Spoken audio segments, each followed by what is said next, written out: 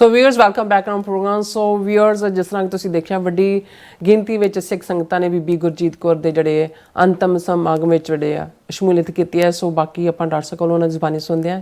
ਕੀ ਕਹਿਣਾ ਚਾਹੁੰਦੇ ਡਾਕਟਰ ਸਾਹਿਬ? ਦੇਖੋ, ਅੱਜ ਅਸੀਂ ਜਿੱਥੇ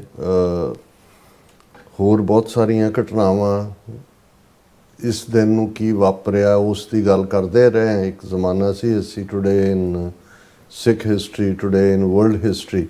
ਤੇ ਜੇ ਵਰਲਡ ਹਿਸਟਰੀ ਦਾ ਇੱਕ ਦਿਨ ਜਿਹਨੂੰ ਅਸੀਂ ਇਗਨੋਰ ਨਹੀਂ ਕਰ ਸਕਦੇ ਕਿ ਅੱਜ ਤੋਂ ਠੀਕ 80 ਸਾਲ ਪਹਿਲਾਂ 6 ਅਗਸਤ 1945 ਨੂੰ ਅਮਰੀਕਾ ਨੇ ਹੀਰੋਸ਼ੀਮਾ ਦੇ ਉੱਤੇ ਐਟਮ ਬੰਬ ਬਰਸਾਏ ਸੀ, ਔਰ 3 ਦਿਨ ਬਾਅਦ ਫਿਰ ਨਾਗਾਸਾਕੀ ਦੇ ਉੱਤੇ। ਇਹ ਅੱਜ ਤੱਕ ਇਸ ਪਲੈਨਟ ਦੇ ਉੱਤੇ ਅਮਰੀਕਾ ਪਹਿਲੀ ਐਟੋਮਿਕ ਪਾਵਰ ਸੀ। ਹੁਣ ਤਾਂ 5 recognised nuclear powers nuclear club 'ਚ ਨੇ, 3 ਅਨਰੈਕਗਨਾਈਜ਼ਡ ਨੇ, ਕੁਛ ਜਿਹੜੇ ਨੇ ਉਹ ਬਣਾਉਣ ਦੀ ਪ੍ਰੋਸੈਸ ਦੇ ਵਿੱਚ ਨੇ। ਔਰ ਇਸ ਨੇ ਜੰਗ ਦਾ ਰੁਖ ਵੀ ਬਦਲਿਆ, ਪਰ ਜਿੰਨੇ ਵੱਡੇ ਪੈਮਾਨੇ ਦੇ ਉੱਤੇ ਤਬਾਹੀ ਕੀਤੀ।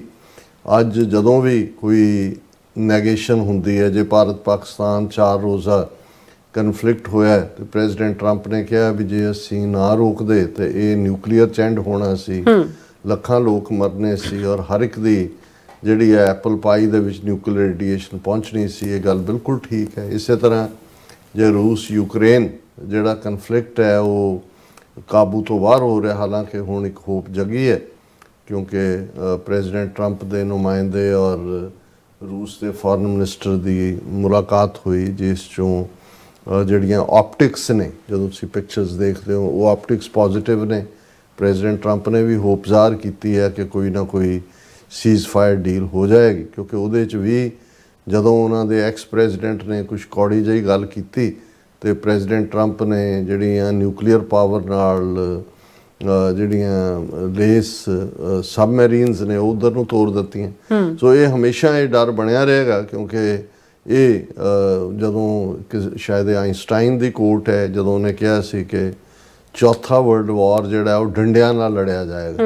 ਮਤਲਬ ਇਹ ਸੀ ਕਿ ਜੇ ਤੀਸਰਾ ਵਰਲਡ ਵਾਰ ਜਾਂ ਤੀਸਰੀ ਸੰਸਾਰ ਜੰਗ ਹੁੰਦੀ ਹੈ ਤੇ ਸਭ ਦੀ ਤਬਾਹੀ ਹੋਏਗੀ, ਤਾਂ ਫਿਰ ਉਹ ਸੁਸਾਇਟੀ ਦੁਬਾਰਾ ਉਹੀ ਸ਼ੁਰੂ ਹੋਏਗੀ ਜਿਹੜੀ ਡੰਡਿਆਂ ਤੋਂ ਸ਼ੁਰੂ ਹੋਈ ਸੀ, ਬਿਲਕੁਲ ਪਾੜ ਤੋਂ। ਸੋ ਅਸੀਂ ਜਿਹੜੇ 80 ਸਾਲ ਪਹਿਲਾਂ ਉਸ ਦਾ ਸ਼ਿਕਾਰ ਹੋਏ, ਔਰ ਕਈ ਜਨਰੇਸ਼ਨਾਂ ਜਿਹੜੀਆਂ ਅੱਜ ਤੱਕ ਵੀ ਜਿਹੜੇ ਉਹਨਾਂ 'ਚੋਂ ਥੋੜ੍ਹੇ ਬਹੁਤ ਸਰਵਾਈਵ ਕੀਤੇ, ਉਹਨਾਂ ਦੇ ਜਦੋਂ ਅੱਗੋਂ ਬੱਚੇ ਬੱਚੀਆਂ ਨੇ, ਉਹਨਾਂ ਦੇ ਵਿੱਚ ਵੀ ਜੈਨੇਟਿਕ ਜਿਹੜੇ ਨੇ ਉਹ ਨੁਕਸ ਨੇ ਇਸ ਲੈਵਲ ਦੇ ਉੱਤੇ।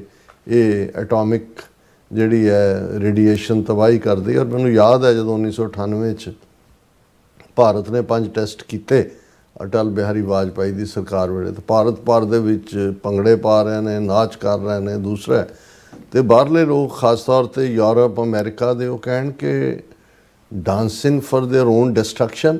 ਇਹਨਾਂ ਲੋਕਾਂ ਨੂੰ ਇਹ ਪਤਾ ਨਹੀਂ ਹੈ ਕਿ ਵੀ ਇਹ ਨਿਊਕਲੀਅਰ ਦਾ ਮਤਲਬ ਕੀ ਹੈ।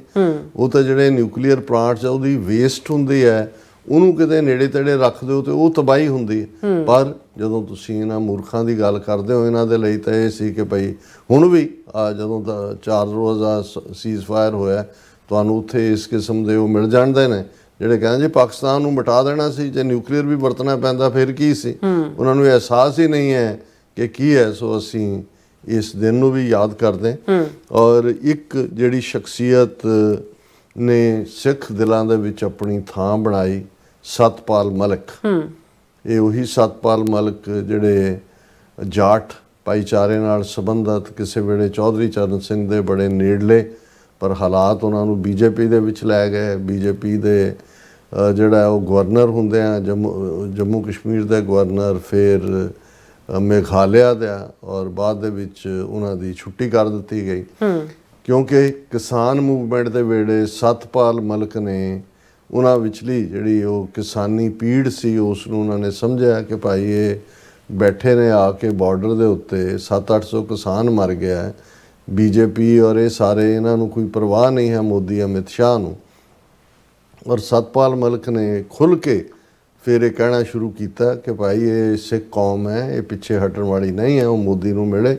ਔਰ ਬਾਅਦ ਜਿਵੇਂ ਉਹਨਾਂ ਨੇ ਬਹੁਤ ਸਾਰੇ ਇੰਟਰਵਿਊ ਦਿੱਤੇ ਤਾਂ ਉਹਦੇ 'ਚ ਉਹਨਾਂ ਨੇ ਕਿਹਾ ਵੀ ਮੈਂ ਮੋਦੀ ਨੂੰ ਕਿਹਾ ਕਿ ਵੀ ਇਹ ਹੁਣ ਵਾਪਸ ਜਾਣ ਵਾਲੇ ਨਹੀਂ ਨੇ, ਇਹ ਉਹ ਸਿੱਖ ਨੇ ਜਿਨ੍ਹਾਂ ਨੇ ਜਿਹੜਾ ਹੈ ਉਹ ਜਾ ਕੇ 21 ਸਾਲ ਬਾਅਦ ਸਿੱਖ ਨੌਜਵਾਨ ਨੇ ਬਦਲਾ ਲਿਆ ਸੀ ਮਾਈਕਲ ਉਡਵਾਇਰ ਤੋਂ ਜਲਿਆਂਵਾਲੇ ਬਾਗ ਦਾ। ਫਿਰ ਉਹਨੇ ਕਿਹਾ ਵੀ ਤੂੰ ਇੰਦਰਾ ਗਾਂਧੀ ਨੂੰ ਹੀ ਦੇਖ ਲੈ ਕਿ ਔਰ ਉਹਦੇ 'ਚ ਉਹਨਾਂ ਨੇ ਇਹ ਪਹਿਲੀ ਗੱਲ ਔਨ ਰੈਕਰਡ ਆਈ, ਉਹ ਕਹਿਣ ਲੱਗੇ ਕਿ ਅਰੁਣ ਨਹਿਰੂ ਜਿਹੜਾ ਨਹਿਰੂ ਦਾ ਕਜ਼ਨ ਸੀ ਵੀ ਮੇਰਾ ਮਿੱਤਰ ਸੀ। ਔਰ ਉਹਨੇ ਮੈਨੂੰ ਦੱਸਿਆ ਵੀ ਇੰਦਰਾ ਗਾਂਧੀ ਨੇ ਜਦੋਂ ਜੂਨ 84 ਦਾ ਘੱਲੂਘਾਰਾ ਕਰਤਾ ਤੇ ਉਹ ਇੰਨੀ ਘਬਰਾਈ ਹੋਈ ਸੀ, ਡਰੀ ਹੋਈ ਸੀ ਕਿ ਵੀ ਮੈਨੂੰ ਮਾਰ ਦੇਣਾ ਸਿੱਖਾਂ ਨੇ।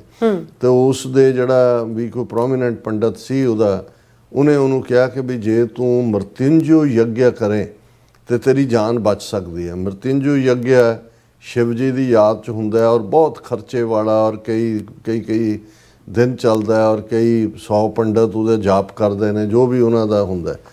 ਤੇ ਉਹ ਸਤਪਾਲ ਮਲਿਕ ਨੇ ਕਿਹਾ ਕਿ ਅਰੁਣ ਨਹਿਰੂ ਨੇ ਮੈਨੂੰ ਇਹ ਦੱਸਿਆ ਕਿ ਇੰਦਰਾ ਗਾਂਧੀ ਨੇ ਮ੍ਰਿਤਿੰਜਯ ਯੱਗ ਵੀ ਕਰਵਾਇਆ ਆਪਣੀ ਜਾਨ ਬਚਾ, ਪਰ ਉਹ ਕਹਿੰਦਾ ਸੀ ਪਰ ਉਸਨੇ ਮ੍ਰਿਤਿੰਜਯ ਯੱਗ ਵੀ ਕਰਵਾਇਆ पर सिखों ने उसको छोड़ा नहीं।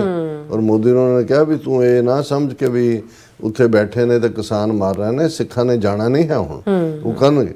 और इवेंचुअली जिहड़ा मोर्चा भी फतह होया, पर सतपाल मलिक नूं भी उन्होंने खूंजे लाया, उत्थों गवर्नरी तो कढ़िया और अखीर वेले तक उन्हें बहुत सारे भेत इन्हां दे खोले। उन्हें ये कहा सी भी जिहड़ा पुलवामा 2019 दे विच इन्हां ने ड्रामा कीता सी, उन्हें कहा जी कि मैनूं तां पता सी कि भी ये की होना है। पर मैं वो कहता अजीत डोवल भी मेरे नाल पढ़िया होया सी कि भी जे उन्होंने CRPF नूं उत्थों जम्मू तो श्रीनगर लिजाण लई जहाज़ चाहिए सी, मैं गवर्नर सी, मैं प्रोवाइड कर सकदा सी। उन्होंने कहा जी जदों इन्ना वड्डा सिक्योरिटी लैप्स होया, मैं कॉल किया अजीत डोवल नूं, मोदी नूं, इन्होंने कहा भी ना सतपाल खामोश रहो तुम, हमें मालूम है हमने क्या करना।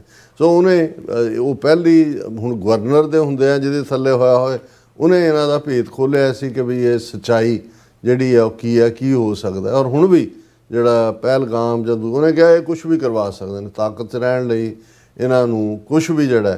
और अखीर वेले तो कुछ अरसा पहलां तक तो अपने जिहड़े उन्हां नूं सिखां ने ऑनर भी कीता, करनाल च सिख किसानां ने।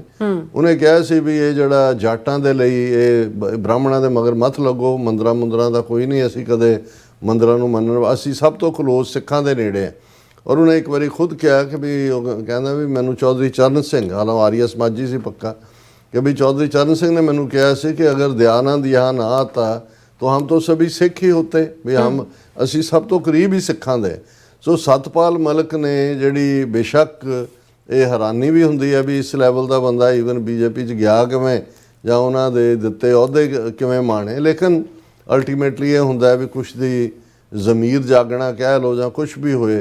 लेकिन उन्हें अखीरले जिहड़े सालां दे विच किसान मूवमेंट दे वेले भी सिखां दी हाईली एडमिरेशन और इतिहास नूं बहुत चंगी तरह खंगालन समझण दा। और मैं जदों अज यूनाइटेड वो चढ़ाई कर गए ने ते अज मैं जदों यूनाइटेड सिक्स दी स्टेटमेंट भी देखी, कित्थे इस लैवल का बंदा जिन्हें इन्ने सरकारी अहुदे माणे होण उन्होंने किवें, और हालांकि उस दे खिलाफ झूठे केस इन्हां ने रजिस्टर कीते बीमारी की हालत दे विच भी। और उन्हें कहा कि भी ये किसी हद तक भी जाणगे मेरी आवाज़ नूं दबाण दे लई। और ये जिहड़ी है यूनाइटेड सिक्स ने भी सतपाल मलिक नूं ट्रिब्यूट दित्ती है। और इन्हां दी एक हैल्पलाइन है यूनाइटेड सिक्स दी इंडिया दे विच, जिहनूं उम्मीद कहंदे ने।